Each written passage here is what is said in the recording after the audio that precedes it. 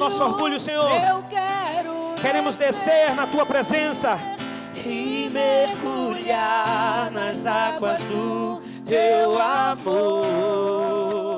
Me purifica. Senhor, nosso Deus e Pai amado, este é um momento tão esperado, Senhor. Eu creio que a tua serva, ela se preparou, Pai. Ela te buscou, se consagrou, Pai, para ser boca tua neste lugar. E nós confessamos a Ti que viemos aqui porque queremos ouvir o que o Senhor tem para falar conosco, Pai. Ó Pai, pedimos que o Senhor use a serva com poder e majestade neste lugar, Senhor. Nós a abençoamos, Pai, e damos legalidade para que o Teu Santo Espírito use-a com poder e majestade, Pai. Que não seja a boca de Rosiana, mas que seja a Tua boca a falar conosco, Pai. Nós estamos aqui, Pai, ávidos, nós estamos aqui preparados para receber a Tua palavra. Por isso, vem abrir os nossos corações e mentes e torna-nos, Pai, terra fértil, Pai, para receber a Tua poderosa palavra. Fala conosco poderosamente, é o que nós te pedimos e já te agradecemos no nome do Senhor Jesus. Amém?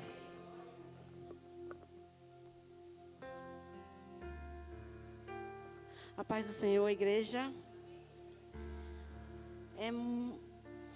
Mais uma vez eu estou aqui, a convite do pastor, para trazer a palavra de vocês para vocês, e é com muita alegria que eu faço isso, porque quando a gente busca a palavra de Deus para trazer para os irmãos, ela primeiro fala com a gente, né? A gente procurando uma palavra e ela fala diretamente no nosso coração, e eu espero em Deus que eu consiga passar para vocês o que ela falou comigo e que consiga, de certa forma, em nome de Jesus, atingir também os corações e mentes de vocês. Amém? A palavra que nós vamos refletir esta noite está em 2 Reis 5, de 1 a 15. Mas nós vamos ler o primeiro versículo de pé e depois a gente vai acompanhando à medida da reflexão. Amém?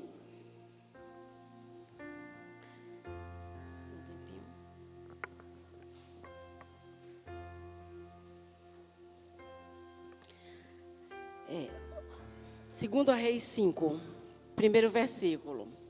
Ora, Naamã, chefe do exército do rei da Síria, era um grande homem diante do seu senhor e de muito respeito, porque por ele o Senhor dera livramento aos sírios.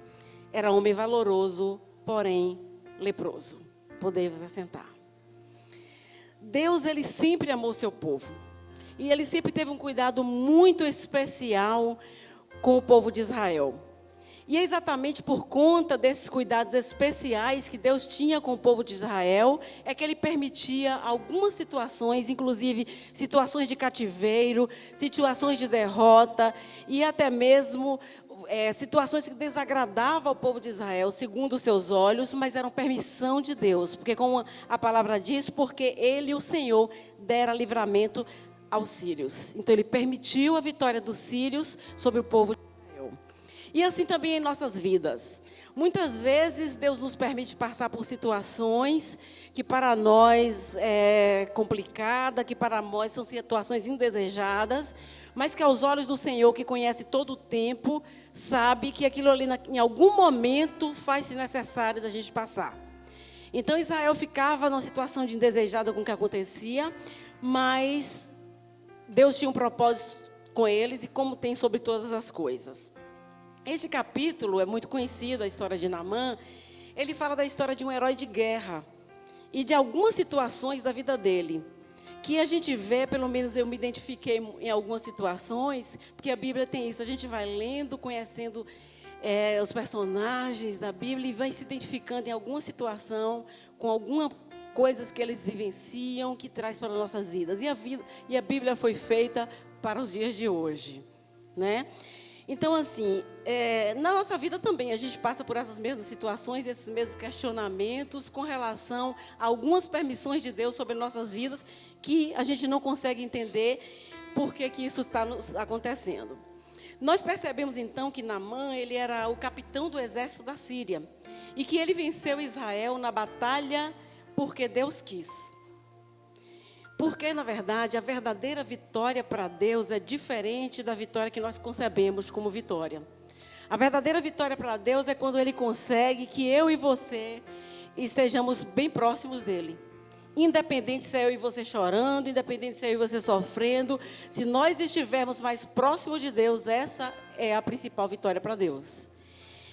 Então, por isso que Israel várias vezes passou por situações de derrota, embora ele era o Deus de Israel, mas ele permitia essas situações. E na Síria, Naamã era um homem de muitos adjetivos. Ele era um homem forte, destemido, um homem valoroso, de um caráter ímpar, porém leproso. E aí a gente pensa que mesmo com tais características, talvez aquele escravo mais desprezível da Síria não quisesse trocar de pele com Naamã, mesmo com todos esses adjetivos que ele tinha. E se nós pararmos para pensar, se nós fôssemos nos colocar numa descrição dessa que a Bíblia faz a respeito de Naamã, nós diríamos o que a nosso respeito? Segundo o que a gente vê, por exemplo, eu diria, Roseana, isso, aquilo e aquilo outro, porém. E cada um de vocês pensaria também, eu, isso, aquilo e aquilo outro, porém. E esses nossos poréns é que a gente precisa colocar diante de Deus. Porque muitas vezes é o porém que nos impede de receber tudo aquilo que o Senhor tem para nós.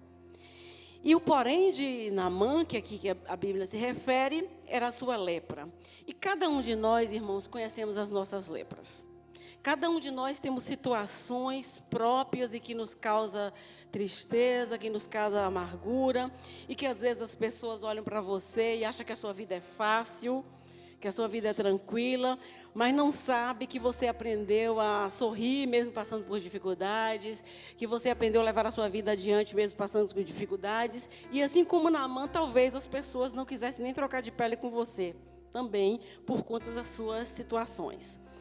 E nós precisamos, como cristãos, eu entendo, termos a empatia de conseguirmos olhar o outro e percebermos a situação que ele está vivendo, ainda que não seja dita.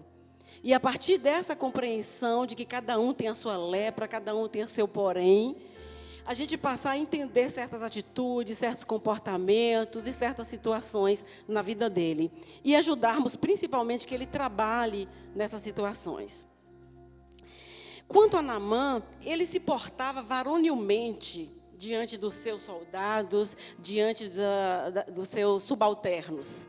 Mas quando ele voltava para casa, ele tinha sua dor. Imagino que ele tinha que tirar aquelas ataduras, que trocar aquelas ataduras, e aquelas ataduras, ao serem tiradas, promovia mais dor, promovia perda de partes da sua pele. E somente Deus conhece as nossas ataduras domésticas, quando elas são trocadas.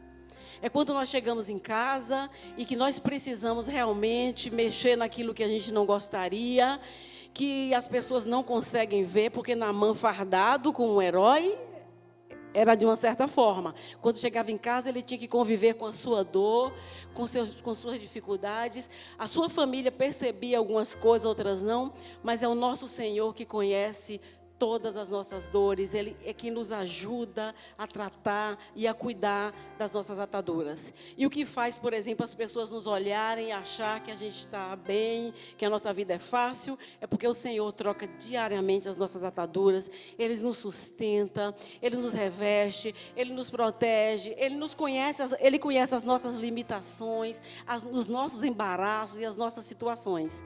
E isso faz, então não somos nós heróis ou heroínas, mas é porque a gente tem um Deus que cuida de nós, mesmo diante dessa situação. E o que nós precisamos é olharmos, por exemplo, a situação que vemos e tirarmos da história de Naamã algumas informações que vai nos ajudar a trabalhar nas nossas vidas. A gente pode imaginar que para qualquer pessoa de Israel, Naamã era indigno daquele milagre. Ele não deveria ser curado. Porque ele foi avassalador para Israel, ele foi lá, destruiu Israel e ainda levou algumas pessoas como cativo. Ele não era merecedor. E muitas vezes nós fazemos isso com o outro, porque a ótica de Deus é completamente diferente da nossa, porque os caminhos dele é diferente dos nossos, os pensamentos dele é diferente dos nossos. Às vezes a gente olha para o irmão e diz, aquele é indigno, e o Senhor olha e diz, merecedor. Outras pessoas, no entanto, a gente olha e diz, poxa, é merecedor. E o Senhor diz, indigno. Porque somente Ele conhece e o que Ele tem proposto na vida de cada um de nós. E nós podemos aprender então com isso que a gente não pode tirar conclusões precipitadas a respeito das pessoas, mas a gente precisa olhar e deixar Deus mostrar o que é que a gente pode pensar a respeito delas, o que é que a gente pode fazer a respeito delas. E aí, porque assim, o pessoal de Israel pensava, como pode o nosso Deus elevar, dando vitória e ainda curar um indivíduo como aquele? São pessoas que a gente olha e diz assim, aquela pessoa não é merecedora, aquela pessoa ali não merece nossa atenção e Deus, no entanto, está trabalhando na vida dela. Deus está tentando elevá-la e vai colocá-la de volta no lugar de honra, enquanto a gente julga e pensa que não, que a gente olha somente as aparências. Se a gente for no versículo 2... quando ele traz a menina, diz assim, e os sírios, numa das suas investidas, haviam levado presa da terra de Israel uma menina que ficou a serviço da mulher de Naamã. Então, nesse versículo, Naamã nem imaginava que entre aqueles cativos estava o seu milagre. Ele trazia, junto com aqueles escravos, uma menina. E essa menina chega na casa de Naamã. E pelo que a gente percebe da maneira que ela lida com a situação, era uma menina muito quebrantada e completamente livre por dentro, embora ela tivesse sido feita cativa. Mas era uma menina livre, porque diante dessa situação toda, ela poderia pensar, está deprimida, ela está revoltada, ela está amaldiçoando tudo, ela está com ódio de Naamã.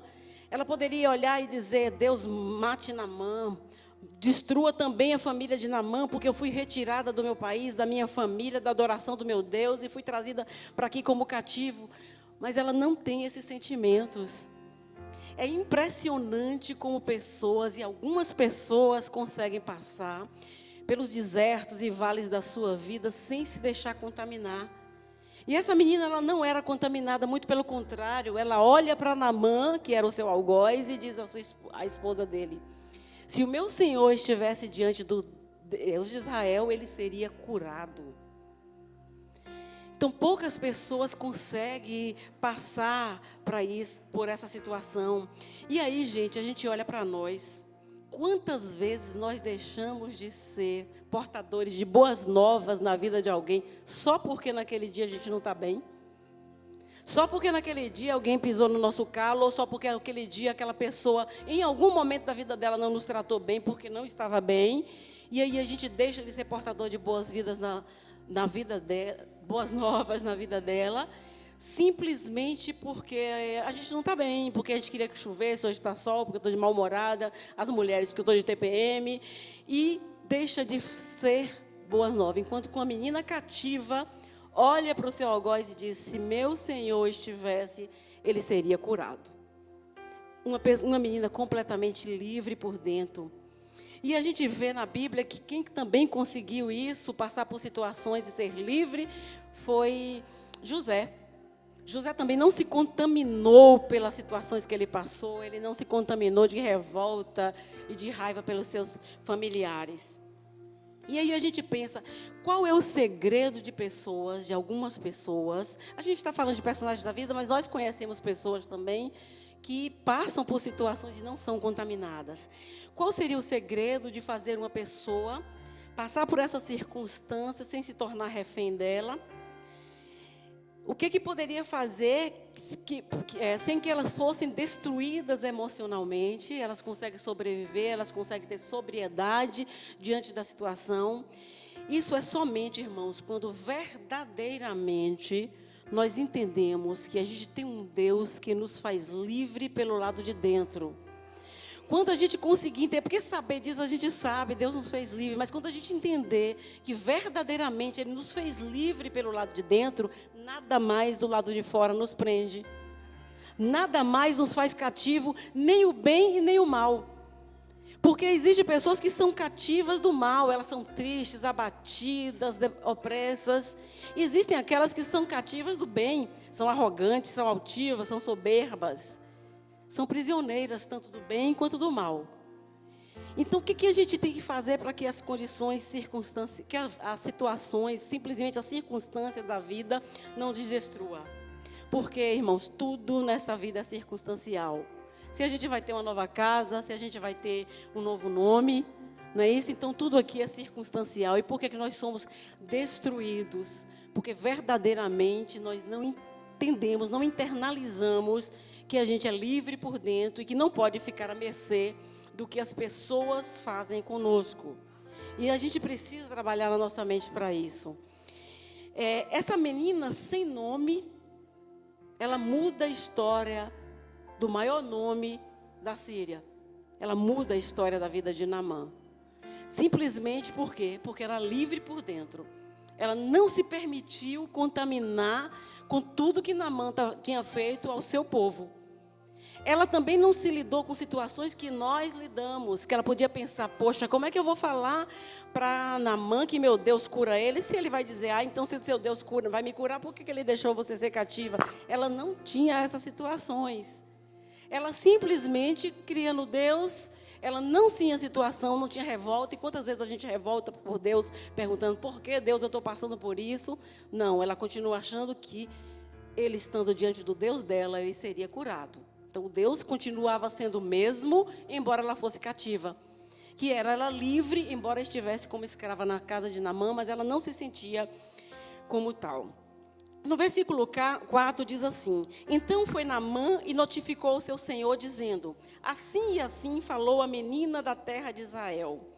E essa notícia encheu o coração de Naamã. Porque assim, Naamã deveria ter procurado lá na Síria os melhores profissionais, os profetas da Síria, para tentar se curar. E ele não conseguia.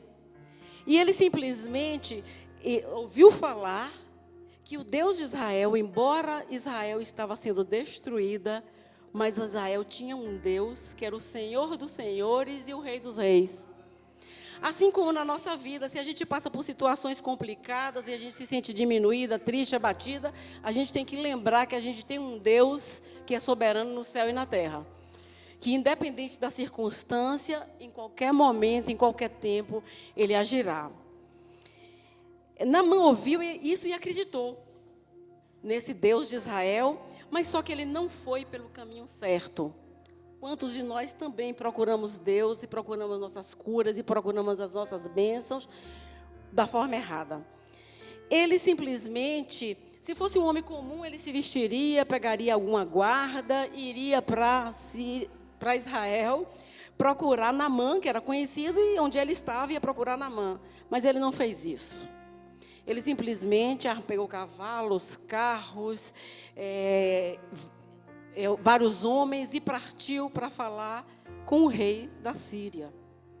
Ele partiu para pedir uma ajuda do rei da Síria para chegar em Israel para conseguir o seu milagre. Mas aquilo não era uma situação para políticos, aquilo ali não era uma situação para reis, aquilo ali era nem para governos humanos, aquilo ali era uma situação para governo divino.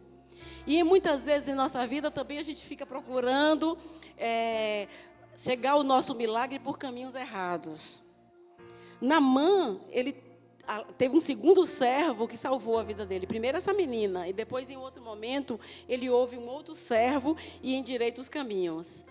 Que nós tenhamos sempre essa possibilidade de ouvir pessoas que estejam dispostas a serem agentes de boas novas em nossas vidas. Ele precisava ser convertido no seu caminho. E se a gente parar para pensar, muitos de nós estamos feito Naamã. Enquanto Naamã queria chegar em Israel, feito o capitão do exército da Síria, que era o país que estava em ascensão política e militar da época, ele queria chegar assim. Assim também, às vezes, nós queremos chegar na igreja, queremos chegar diante de Deus. Eu sou levita da casa do Senhor, eu sou presbítero, eu sou pastor, eu sou pregador. Simplesmente chegamos na presença de Deus com os nossos títulos, assim como Naamã fez. E esse é um caminho errado. Deus não ouve esse tipo de credencial. A credencial para Deus é credencial de filho, é credencial de servo, né? Essa é a forma da gente se apresentar diante de Deus. ele vai falar com o rei e pede ao rei uma abertura para chegar em Israel. Só que quem abriu e abre o nosso caminho para o nosso milagre, a gente já tem, é Jesus. Ele é único, a gente não precisa pedir apoio de governo para o nosso milagre, porque quem faz o nosso milagre já abriu nossos caminhos e o nosso acesso ao Senhor. Mas Naamã não conhecia até então o nosso Deus. E ele foi, como diz no versículo 5, e tomou na sua mão 10 talentos de prata, 6.000 ciclos de ouro e 10.000 mudas de roupas. Deus não precisa do dinheiro, Deus não precisa dos nossos talentos, Deus não precisa de nada disso. E pela descrição de que Naamã é um homem valoroso, eu não acredito que ele tenha ido comprar a bênção. Eu acho que ele levou tudo aquilo como uma forma de agradar quando ele alcançasse a sua bênção. Então a gente percebe que ele tinha certeza que seria abençoado. Então, embora ele não fosse de Israel, ele acreditava sim no Deus de Israel, porque ele já levou alguma coisa para gratificar quando ele recebesse essa bênção. Ele não sabia ao certo quem, porque ele foi procurar um rei. E no versículo 6 diz assim: e levou a carta ao rei de Israel, dizendo: logo, chegando a ti esta carta, saibas que te enviei Naamã, meu servo, para que o cures da sua lepra. Coitado do rei de Israel, ele ficou assustado. Quem é ele para curar alguém da lepra? Tanto é que ele diz no versículo 7, e sucedeu que o rei, lendo a carta, rasgou as suas vestes e disse: sou eu Deus para matar e para vivificar? Para que este envie a mim um homem para que eu cure da sua lepra? Pelo que deveis notar, peço que vede que busca ocasião contra mim. O rei de Israel entendeu, com pensamentos humanos, que era uma jogada política da Síria mandar aquele homem leproso, para que ele não era capaz de curar, e ele iria partir de novo para cima da Síria, ainda com mais força. Ele pensou em jogo político. E, infelizmente, a gente, às vezes, faz jogo político também com Deus, embora Ele não participe dos nossos jogos políticos. Se a gente pensar, todas as vezes que a gente pede para Deus alguma coisa, para alguém, para que respingue na gente, isso é jogo político. Se a gente ora para a conversão do marido, por exemplo, para que ele leve para a igreja, para que ele não implique com as suas reuniões, e não por conta da salvação dele, isso é jogo político. Você está jogando, Deus entende, Ele sabe o que é um jogo político, e muitas vezes a gente faz jogos políticos. Às vezes a gente pede pela conversão do filho, para que ele não saia no final de semana para beber, e a gente fica preocupada. A gente não tem que pedir pela salvação dele, porque a obra de Deus é em mim, para mim, e em você, para você. Não pode ser no colega para você. Quando você pede dessa forma, está fazendo jogo político também com Deus. E nós já somos cristãos, né? Nós já fomos apresentados a Jesus. Agora nós precisamos tê-lo por dentro, nos trazendo paz, nos trazendo a esperança, nos trazendo harmonia, para que a gente fique livre do sis da vida e dos poréns nossos, dos nossos poréns, só sendo livre por dentro. E nós muitas vezes não compreendemos que ao chegarmos diante de Deus, a credencial que a gente precisa é a credencial da autenticidade e da veracidade. Ser verdadeiro com Deus. Inclusive, pedir a Deus, se quer que Ele converta seu marido para que ele não implique com você na igreja, peça a Deus pela salvação dele e peça também por você. Não tem problema. O que não pode é pedir uma coisa porque você deseja outra. E Naamã, ele se encontra numa situação muito complicada, porque ele foi buscar a cura como general, né? Ele foi buscar, chegou lá como general de guerra, ele precisa chegar à altura. Quantas vezes a gente acha que tem que chegar em um lugar à altura, eu preciso mostrar que, eu preciso provar que. Quem é o dono do nosso milagre sabe exatamente a nossa altura, sabe exatamente tudo aquilo que a gente precisa, sabe exatamente tudo aquilo que a gente é. A gente não precisa ir para provar. Nós temos, e a gente tem que entender que a segurança e os nossos milagres vêm de Deus. A gente não vai precisar de cartas, a gente não vai precisar de recomendações, a gente já tem Jesus, porque nós já fomos apresentados a Ele. E nós não entendemos que se a gente tem um Salvador, se a gente é salvo, é porque a gente tem um Salvador. Se a gente consegue no dia seguinte levantar e trabalhar, é porque tem alguém nos sustentando. Se a gente consegue viver a nossa rotina, por mais simples e enfadonha que ela seja, é porque os anjos estão trabalhando.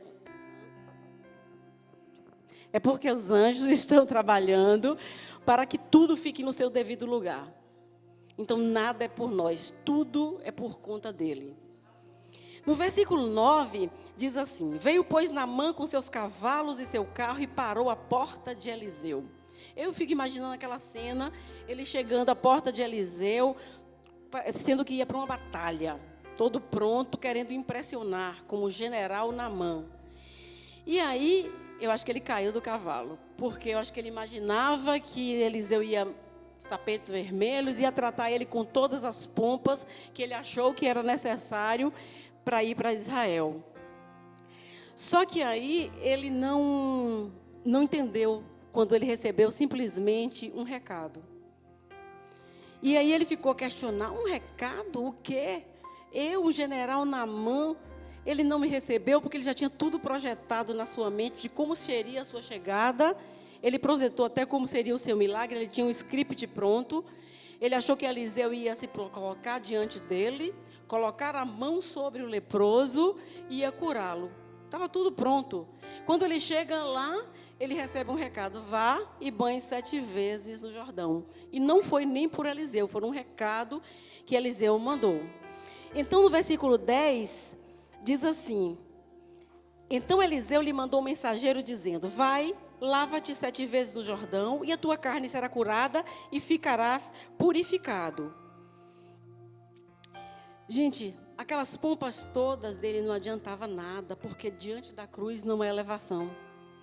Para Deus somos todos iguais.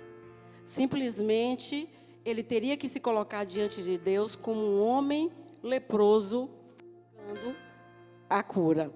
Enquanto que, na verdade, ele estava ali com o general Naamã, buscando a cura. Por isso que Eliseu, sob a orientação divina, lógico, mandou ele banhar-se 7 vezes no Jordão. E ele fica indignado. Como eu posso ir lavar-me 7 vezes no Jordão? Como eu não posso ser recebido? O que é isso? Eles não sabem quem eu sou. Eles não sabem, ele não sabe quem eu sou. Ele não sabe quem eu sou. E como é que pode me tratar dessa maneira? Quantas vezes também a gente está na igreja e fica dizendo: o pastor, não sei porque o pastor não, eu não sei porque ninguém vê o meu talento, eu não sei porque eu sou tratado dessa maneira, eu não sei. Soberba de Naamã, somos todos em algum momento e agimos feito Naamã. Chegamos na igreja também, com o nosso tempo de crente, porque eu tenho 20 anos de evangelho, porque eu sou presbítero, porque eu sou levita, porque Naamã, soberba, síndrome de Naamã. Só que a gente precisa exatamente descobrir, o porém de Naamã era a sua lepra. A gente precisa descobrir quais são os nossos poréns. Naamã, então, ele é desbancado. E ele fica ofendidíssimo diante daquela situação, de que não foi reconhecido, de que não foi bem recebido. E ainda mais, manda ele lavar-se lá no Rio Jordão. No versículo 11, diz assim, que foi o que eu acabei de falar, Porém, Naamã muito se dignou e foi dizendo: eis que eu dizia comigo, certamente ele sairá, por-se-á-se em pé, invocará o nome do Senhor, seu Deus, e passará sua mão sobre o lugar e restaurará o leproso. Muitos de nós ficamos também indignados com a forma que nós somos recebidos, porque a gente julga que merece outro tipo de atenção. Só que tem uma situação de que ele achou que Eliseu colocaria a mão sobre a lepra dele, porque ele era Naamã, porque naquele tempo ninguém colocava a mão sobre leproso. Mas Eliseu, sim, iria colocar sobre o corpo dele para ele ser curado. Soberba também. A Bíblia diz que ele muito se indigna e quase vai embora. Quantas vezes tem pessoas que também entram na igreja e vão embora porque acha que não foram bem recebidas, porque não foram bem tratadas, porque em outro lugar ele era levita, hoje ele está sentado no banco, porque ele podia fazer isso e hoje não deixa mais ele fazer nessa igreja, porque ninguém reconhece o talento dele nesse lugar, e vão se trocando embora, vão embora. Naamã ainda teve um servo que alertou ele. E espero que cada um de nós, todas as vezes que a gente resolva ir embora por conta da nossa soberba, alguém nos faça colocar os pés no chão. A Bíblia diz que ele estava indo embora. E ele tinha seus planos particulares. Ele tinha certeza que ele seria bem recebido, com toda a pompa que ele aguardava.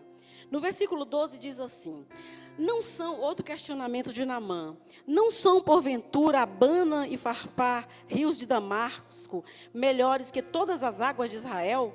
Não me poderia eu lavar neles e ficar purificado? E voltou-se com indignação. Tipo, o que é isso? Não enxerga o meu valor, não sabe que eu mereço ser tratado de uma maneira diferente? E aí um dos seus servos disse assim: meu senhor, se fosse pedido algo difícil, o senhor não faria? E aí ele parou para pensar. Foi pedido algo simples.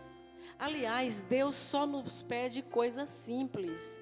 A gente acha que é complexo porque nós somos soberbos. Ele nos pede para perdoar, mas para pedir perdão para um soberbo é uma coisa difícil. Ele nos pede para dizer a verdade, ele nos pede para assumir os erros, ele nos pede para ser mais tolerante, ele nos pede para amar incondicionalmente o outro, para suportar uns aos outros, irmãos. Coisas simples, não para os soberbos. Para os soberbos isso é muito difícil, assim como para Naamã dar 7 mergulhos no Rio Jordão. E ele diz, e simplesmente Deus nos diz: perdoe, não julgue, não manipule, não minta. São coisas simples e que nós podemos fazer, mas a gente não consegue. Ele diz também: creia em mim, confie em mim, dependa de mim. E aí a gente também tem dificuldades de crer até a gente diz que crê, mas de depender, de confiar, a gente dá uma vacilada, né? Então, assim, ele não vai nunca pedir nada para mim nem para você que a gente não possa fazer, porque aí nós estaríamos taxando ele de injusto. Porque se Deus sabidamente nos pedisse coisas que ele tem conhecimento que não é possível para a gente, nós estaríamos dizendo que ele age com injustiça. Então, tudo aquilo que nos é pedido é possível para nós fazermos, desde que a gente consiga identificar a nossa lepra ou a nossa soberba. Ele pede também coisas que precisa, que era o que Naamã não tinha, que era a questão da humildade. Ele precisa ser mais humilde. Ele precisa saber, entender que não se barganha com Deus, que não se negocia com Deus, que não tem credenciais humanas, que funciona, que nada abre portas por conta de títulos, por conta de tempo de igreja, por conta de conta bancária, por conta de nada. Nada disso tem peso algum quando Deus decide abençoar. Então, Naamã, mais uma vez, foi salvo pelo seu servo. Quando o servo fez essa pergunta a ele parou para pensar, estou aqui, vou tomar esses 7 mergulhos. E olhe para Naamã, foram pedidos que para a sua cura fossem 7 mergulhos, de vez. 1, 2, 3, 4, 5, 6, 7. E para nós, às vezes, se 7 mergulhos é 1 em cada ano, lá se vão 7 anos, é 1 por mês. E, ou seja, o que Deus pede para nós também pode ser diferente. E se aí a gente parar para pensar, Deus poderia fazer aquilo que Naamã projetou no seu script, botar a mão, curar e ele ir embora? Podia, que ele já fez outras curas assim. Outros leprosos, ele curou dessa forma, mas não Naamã. Porque o grande problema de Naamã não era simplesmente tratar a sua lepra, curar a sua pele. Ele voltaria curado, mas continuaria leproso.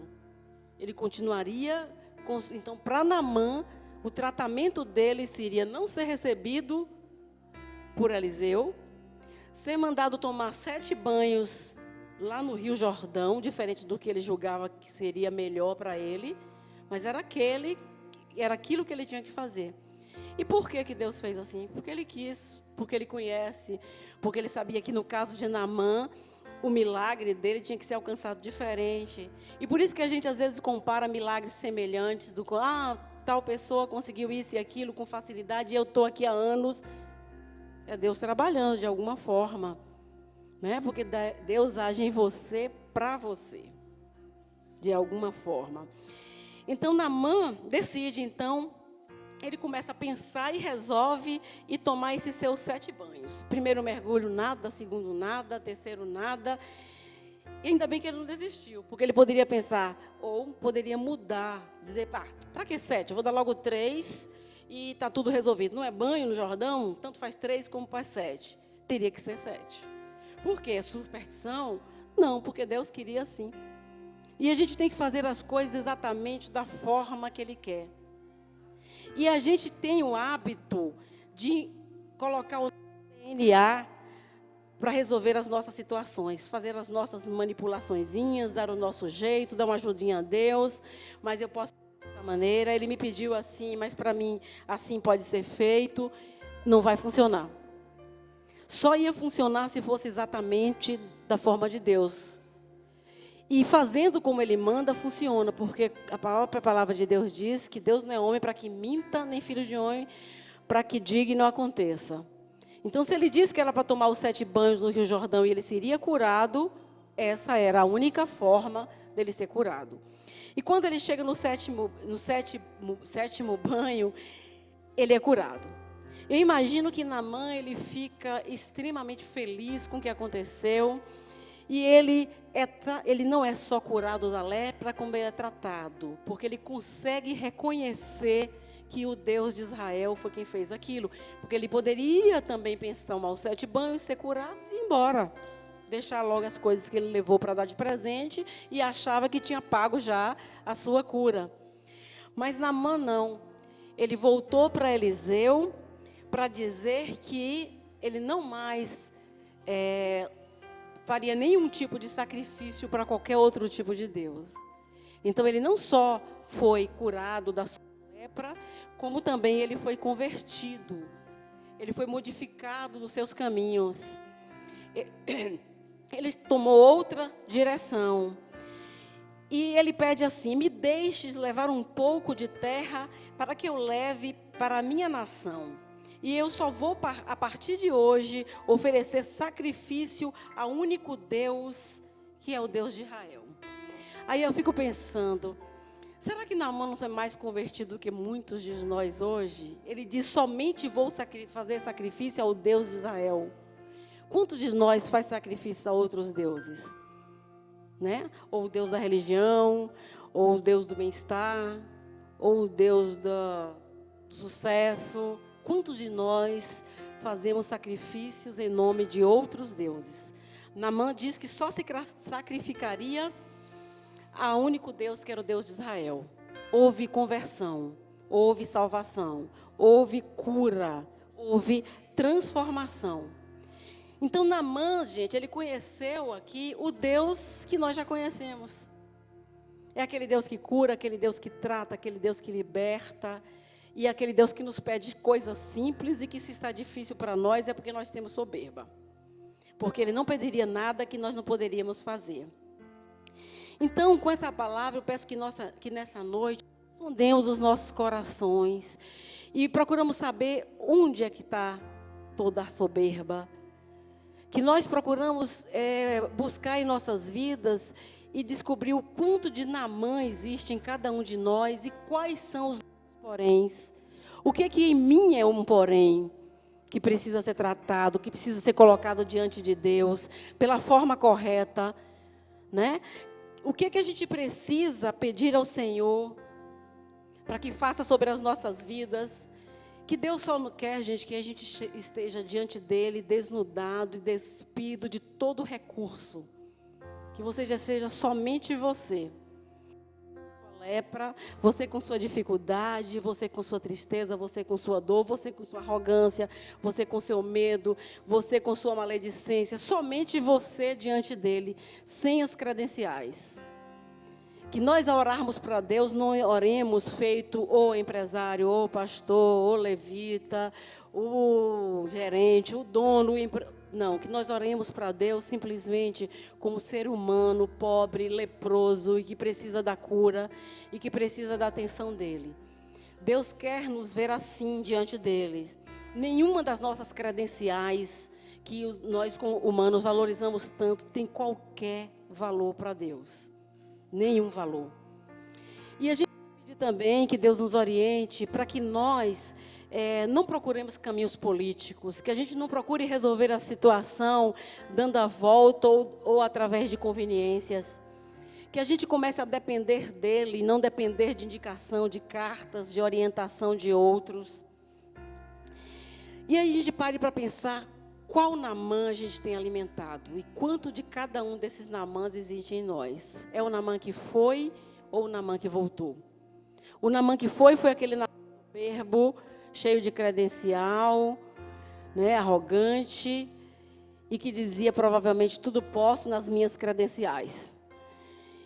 Ou o Naamã que voltou, o Naamã quebrantado, que reconhece Deus como o único que pode resolver os problemas, como o único que é o Senhor da sua vida, e que tem mudado também o seu discurso, que ele diria agora, tudo posso naquele que me fortalece. Tudo posso naquele que é o Deus de Israel e que é o nosso Deus. Então, que nessa noite, Deus nos perdoe por nossa soberba, que Deus abra nossas mentes para que a gente perceba e consiga fazer uma autoavaliação o que é em nós que é a nossa lepra. Que a gente pare para pensar qual é o nosso porém. E que o Senhor nos ensine a caminhar por caminhos corretos, que o Senhor nos ensine a ter pensamentos mais semelhantes com o dele, e não pensamentos nossos. Que o Senhor nos ensine a olhar o outro e ter simpatia, que nos ensine a olhar o outro e percebermos o que a gente pode fazer para sermos essa menina ou aquele servo na vida do outro, independente do cis e porém das nossas vidas. Amém? Que Deus abençoe a todos.